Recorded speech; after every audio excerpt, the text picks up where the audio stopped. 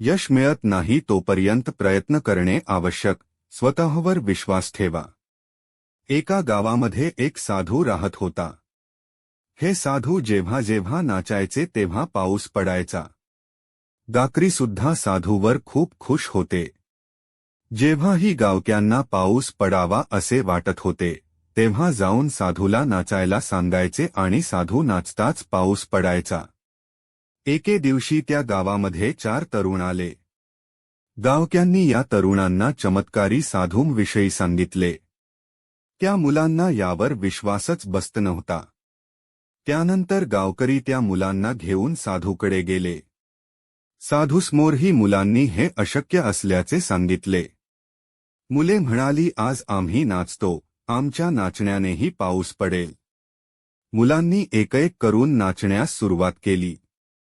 पहिला मुलगा 10 मिनिट नाचला परंतु पाऊस पडला नाही. दुसरा मुलगा अर्धा तास नाचला तरीही पाऊस पडला नाही. अशा प्रकारे इतर 2 मुलेही नाचले परंतु पाऊस पडला नाही.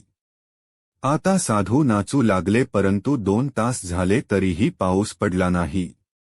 अशा प्रकारे साधू नाचत संध्याकाळ झाली आणि अचानक ढग गरजू लागले आणि थोड्याच वेळात पाऊस पडू लागला. हे पाहून मुले अचंबित झाली. मुलांनी या चमत्कारामागचे कारण विचारल्यानंतर साधूने सांगितले की एकतर या गावक्यांचा माझ्यावर अतूट विश्वास आहे आणि माझा देवावर. दुसरे कारण पाऊस पडत नाही तोपर्यंत मी नाचत राहतो, मग कितीही उशीर झाला तरी मी नाचणे थांबवत नाही. Life management. जेव्हा तुम्ही एखादे नवीन काम सुरू करता तेव्हा अनेक वेळा अपयश पदरी पडते. त्या अपयशामुळे तुम्ही काम करण्याचा प्रयत्न बंद करता. याउलट काही लोक यश प्राप्त होत नाही तोपर्यंत प्रयत्न करतात.